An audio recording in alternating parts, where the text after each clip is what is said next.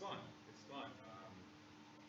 A lot of people from the community in high school for giving me the opportunity to come here and be a student, playing a huge role in my Christianity, where I am as a man in God, and obviously an athlete. So I actually owe this community a thank you. So When you do something like this, and we see so many young kids that are, learning the craft that you've been doing as well, does it kind of take your mind a little bit off of what's moving forward with camps and summer training and whatnot before you prepare for the regular season?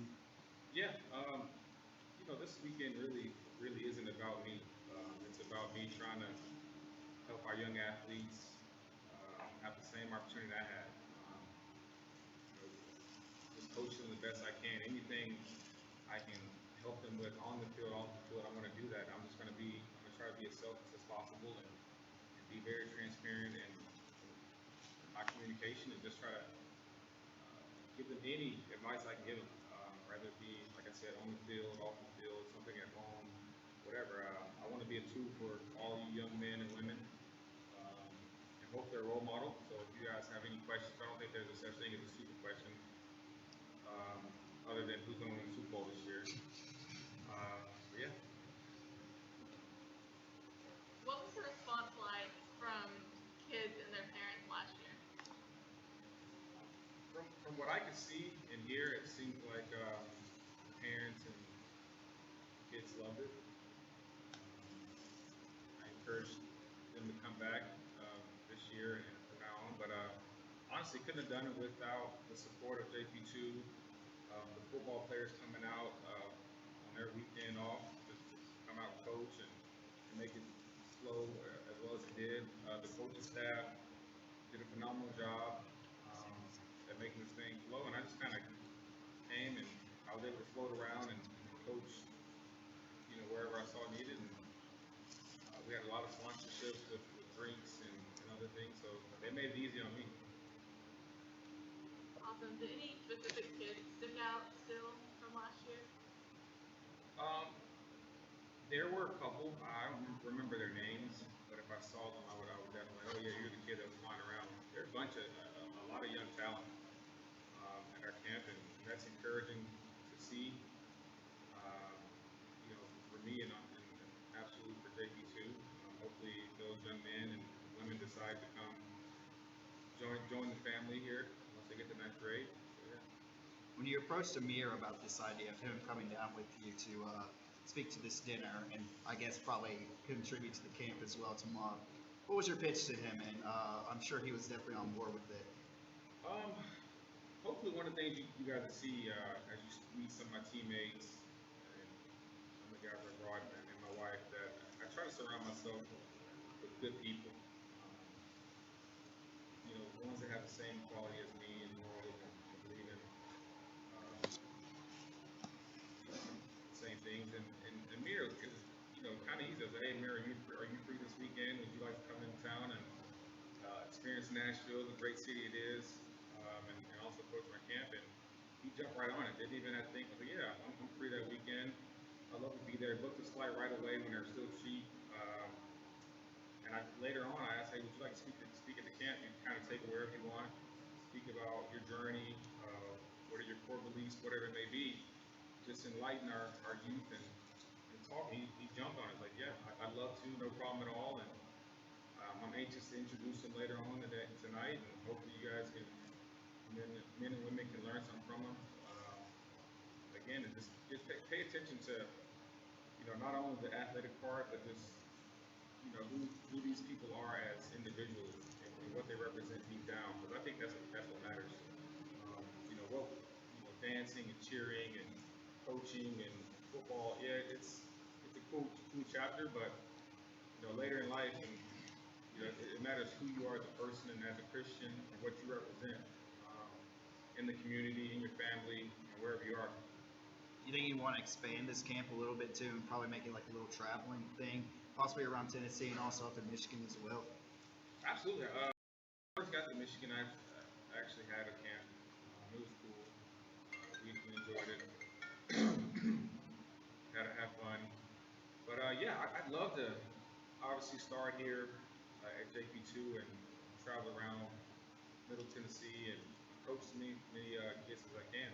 Um, this is fun. I can talk football all day, every day, and I love seeing young athletes. I love meeting, our young people and learning what's hip today and the new apps and the new sayings and all that stuff. So it's fun.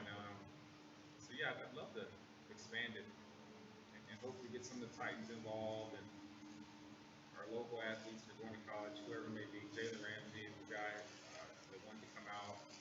So, yeah. What do you hope to accomplish with this event? I just wanna, make it bigger every year, expand it so a lot more people know about it. Uh, What they do to all the people that you're trying to be a role model to, essentially. I tried to take a couple of things from a lot of people that I looked up to. Matt Hasselbeck is the one that sticks out the most. When I got to Seattle, I was kind of a knucklehead. Um, I wasn't as focused as I should have been, and he was one of those guys that kind of explained to me that yeah, you're very very talented, but it's more to the game than having talent. You have to take care of your body, eat correctly, have discipline, and believe it or not, having discipline on the field goes hand in hand with having discipline off the field in your everyday life, your relationships, your family, uh, what you do behind closed doors. So that was one of the things I learned, and I just kind of, as I grew up, I just saw certain guys like, some guys would just really stick out to me. Sometimes I didn't know why they stuck out, but sooner rather than later, I would realize that they were charitable, they were strong in their in Christ, they were good people, and to me, it always seemed like all the good guys were the ones who were at the top of their game, that were doing extremely well in the NFL. So I just kind of started to surround myself around those type of people. So what advice would you give? So go back to like 15-year-old Golden, like freshman year in high school. What advice would you give yourself?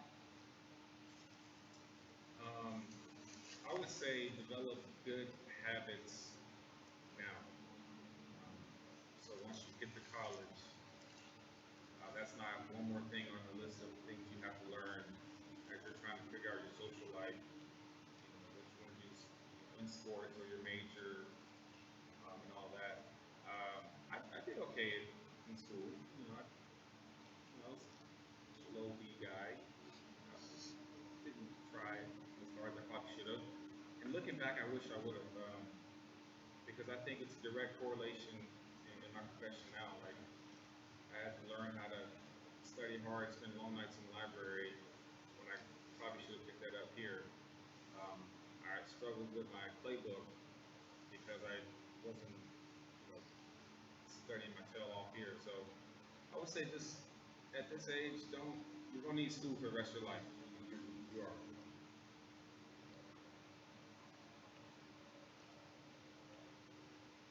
Most Jake, do you guys have any questions? Uh, Kind of on the spot here, sorry. Um, so you mentioned earlier that you wanted to wait before you had the camp, before you had the experience to know um, when to know how to coach kids at this age. Is there any coach that you can look back on who helped you get to the point that you were ready? Yeah, I would say my position coach in Seattle, um, Kip Brown. Some of you guys might know his name because I think he coached at UT for a while. The old guy now. He's actually retired and lives out near Franklin somewhere, which is cool. I'll probably see him this weekend. But like I said, I was a knucklehead, and he stayed on me, and that's one way I knew that he cared because when he was always on me, like at the time, I was like, man, why are you riding me? Like get like back, let me live. But looking back at it now, it's like because he cared, and if he would have stopped, caring and pushing me, that probably would have showed that he just didn't care that I was probably on my way out. So he was very patient with me, but pushed me, and that's one thing I appreciate now. And even when I'm running my routes, I can still hear his voice at times, like when I mess up. As a pro, I'm to the point where, if I run a play incorrectly or not the right depth or whatever it may be, I can kind of, in the film, I can picture before the coach says anything exactly what he's going to say, and that allows me to kind of self-coach myself. So, coach different. You go to the game tomorrow? Oh yeah, oh yeah. Got very lucky that this weekend fell the same. We're playing at home. Right. Same time during the camp, and I'm excited to see the Predators. Hopefully, we get our first win. My feelings were a little hurt after last game, but back home. I appreciate this. The Predators were not very good when I was in high school, so appreciate the city and what's happening right now. This is special. To be called a champion or be in the last two teams standing, it's hard to do. Everyone's professionals. I'm sure you guys know it's hard to get to state, win state. Yeah. So kind of building off of hometown teams, you played the Tennessee Titans for the first time this year. What was that experience like? It was fun. I didn't have my best game. I think I was a little nervous playing, knowing that everyone from home was watching me. It was definitely fun. Really wanted to beat you guys / us, I guess. I don't know how to call it, but it was fun. I mean, it's always been a dream to play the hometown team in a regular season game, and we got that. I have yet to play at Nissan Stadium now, right? It's not LP here. Yeah, so Nissan Stadium. I still want to do that before I retire. And, as I get older, I wouldn't mind, spending my last few years in Tennessee if the Lions cut me.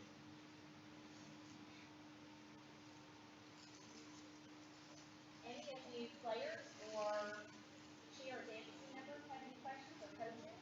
Anyone have a question for Mr. Tate? You might have to come forward a bit, just so everyone can hear what you're saying. Why'd you go from a running back to a wide receiver? Yeah, that's a good question.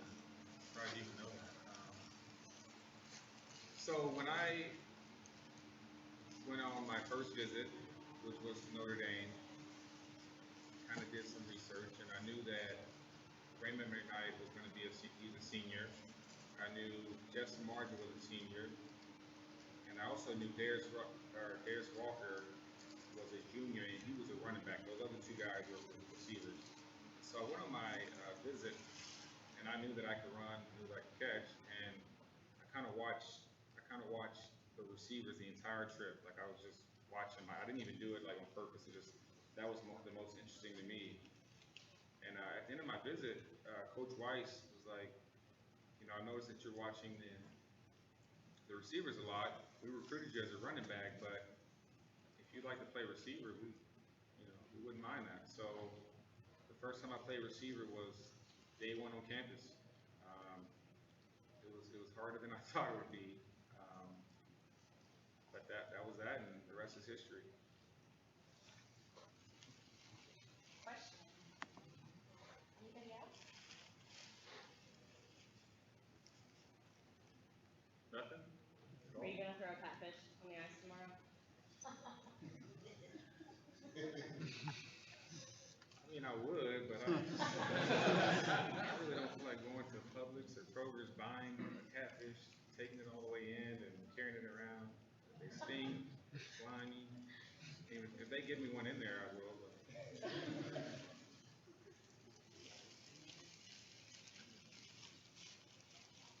What does it feel like to play in the Super Bowl? That's a good question. You're on the roll. Let's see how I can put this.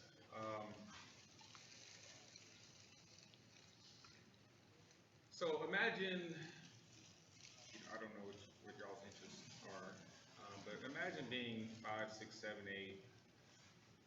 In my case, going out in the backyard and just, I don't know, what are some of the things that you guys want to be when when you grew up and you're growing up? Start yelling them out. I don't know, doctors, football players, lawyers, whatever. Win something, win the spelling bee, the debate team. I mean, what? Give me something. Somebody. Nothing? A what? A firefighter. Okay, that's a good one.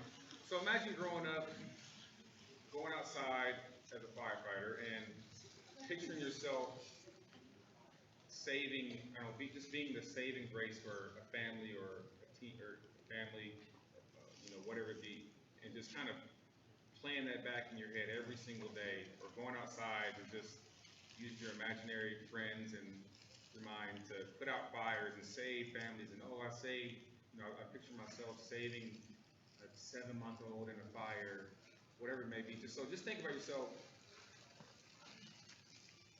Kind of put this, kind of connect you guys as much as I can. So, all right, scratch the fire. I'm in my mind. So for me, I grew up a sports fan. I love playing football, baseball, basketball, whatever it may be. And for me, multiple times throughout a year, throughout a day, I would always go outside and play imaginary football or play with my brother, my neighborhood friends, and I'd always call it out, for 30 seconds. I was a Titans fan, in all Florida teams, and number 23 lined up outside with 40 seconds to go in the Super Bowl, 40 or whatever it may be. Brett Favre's at quarterback. Seth Hutt, Golden Tate runs down the sideline. He breaks. He catches the ball. He slips off one tackler, then two tacklers, then three tacklers. He dives into the end zone, and Golden just won the Super Bowl. So it was like it all came true all of a sudden, and it was a reality. I didn't catch a touchdown, but I was all of a sudden playing in the Super Bowl. Kind of the pinnacle of my life until I got married, of course. And it was like the greatest thing ever from top to bottom. That entire season was just incredible, and I still play it back in my mind. It's something I still look back and like, wow, I can't believe I played in the Super Bowl. I can't believe I actually won the Super Bowl. And it's just something I always prayed about as a kid. I always prayed to be a professional athlete, either whether it be football or baseball, and to win the World Series or win a Super Bowl. And then when it finally came true, when I was what, I'm 28 now, so like 25, 26, 24, whenever it was a dream come true. And that was just the awesome part about it. So I hope I explained that okay. Anyone else? So, you were drafted twice into the MLB too. What made you choose football over baseball?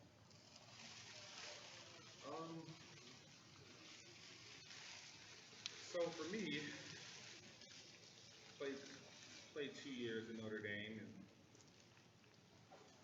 it came down to it. I just felt like I could affect the football field a lot more than I could affect the baseball diamond. Health-wise, I'd probably be better off playing baseball, but I just felt like at any time during the game, I didn't have to wait to go up the bat, or I didn't have to catch a fly ball or throw someone out here and there, maybe once every 2 or 3 games.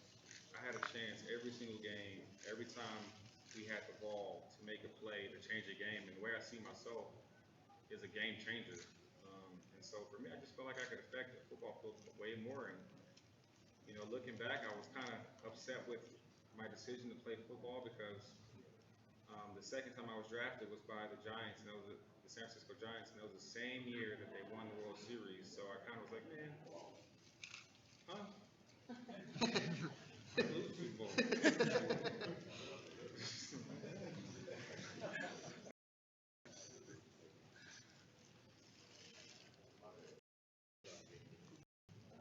They won when they let me go. Or they lost when they let me go.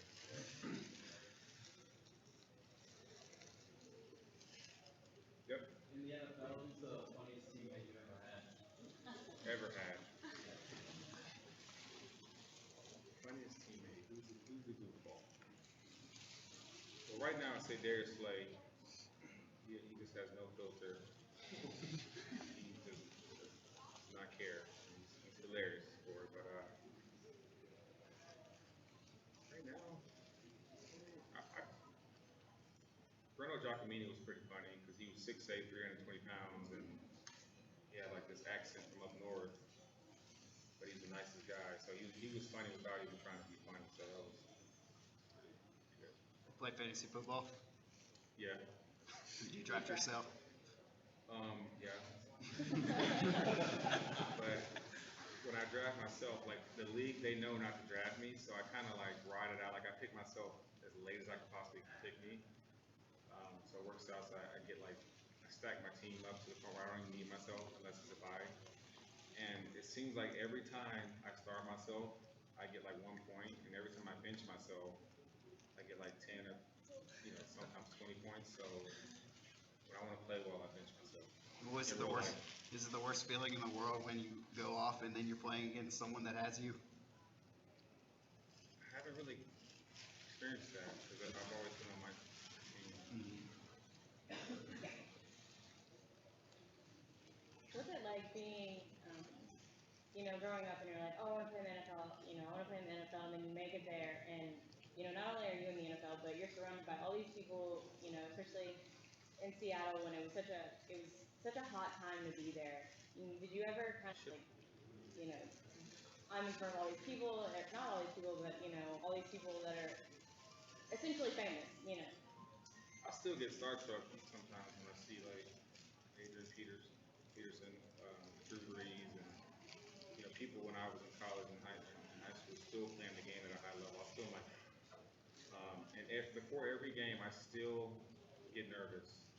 It doesn't matter. Like I'm going to year 8, I should know how to play the game. I should not have to worry about it. But I still get nervous. Even in high school, I was nervous. We could be playing the worst team in the state, and I'd still be nervous for some reason. So that's just how I am. But it's cool. It's cool to be on the bench and seeing the other team's offense play, and then seeing Julio out there playing. You try to take something from their game or pick their brain. And now trading jerseys is a pretty big thing, so that's pretty cool. But I mean, it's cool. I love it. It's a blessing to be still playing at a high level.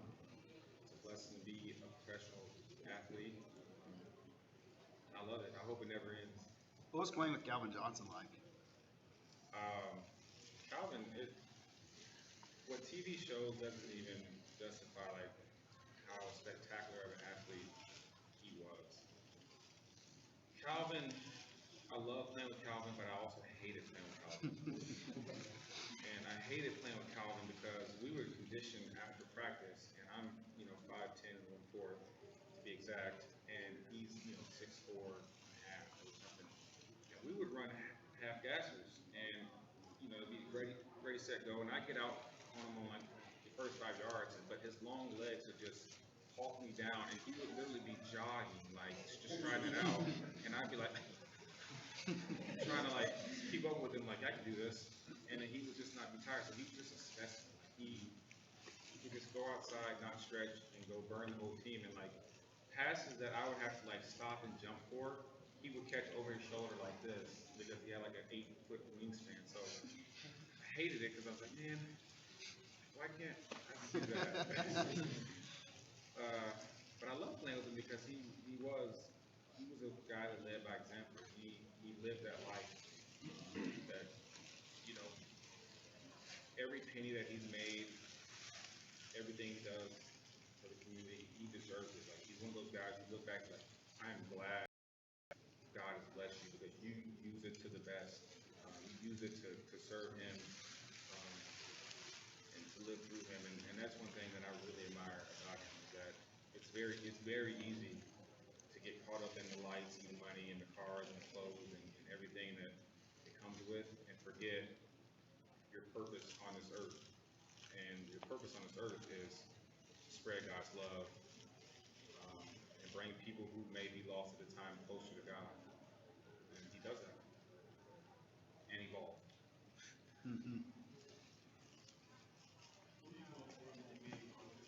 Warriors.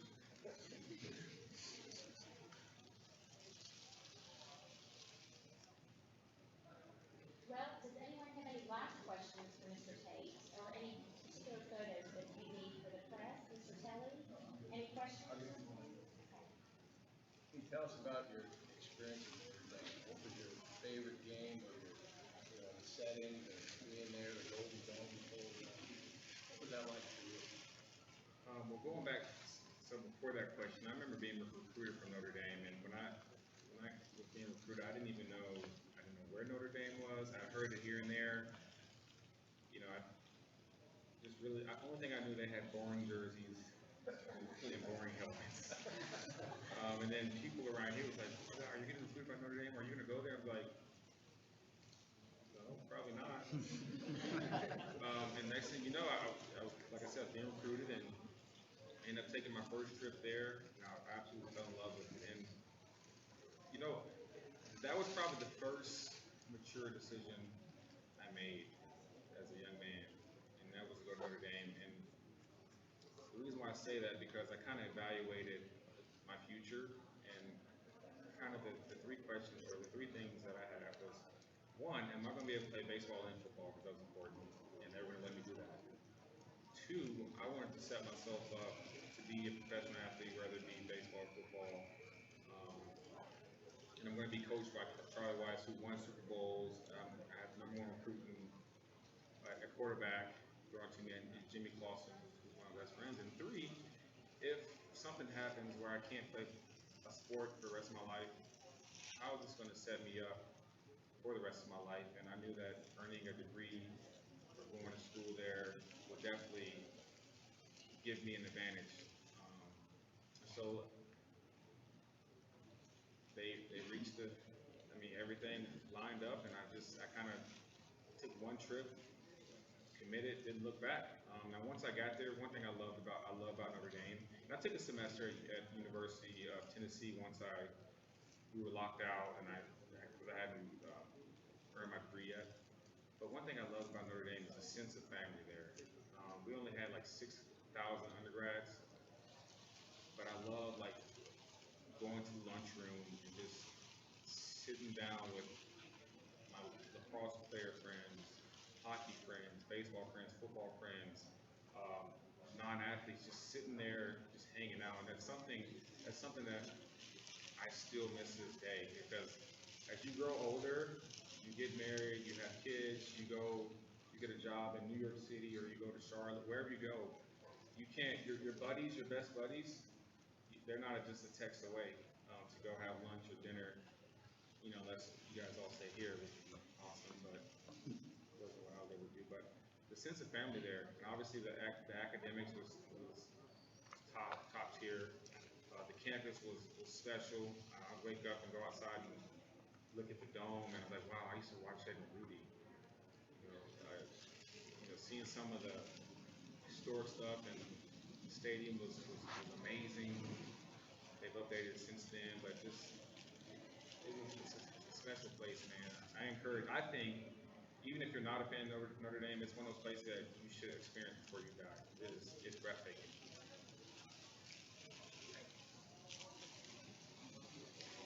There's a lot of young men in here, other classes. And what is the one thing you could tell them who they're trying to find their place on the team, their leadership role, and where they fit in amongst their teammates going forward, because they're our future?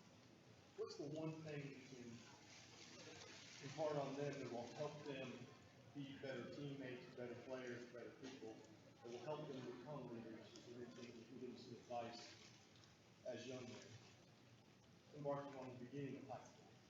Yeah. Well, every year you guys have seniors, and every year, there's some seniors where wow, they just did it right. He gave a lot of effort. What he said is what he actually lived. And you find people like that, because every year there's going to be seniors. You just got to kind of, as a young man, freshman, sophomore, you got to kind of see that. Like, for me, so Brian Sneed, I played with Brian Sneed, one of your coaches. Brian Sneed was one of the hardest workers to this day I've ever met. I mean, he played every sport. He was a genius. He was very athletic, and he worked hard. He just had the complete package, and what he said is what he did. And so you got to have leaders like that to be good. I mean, athleticism only gets you so far. and you want a guy that you can rely on. So,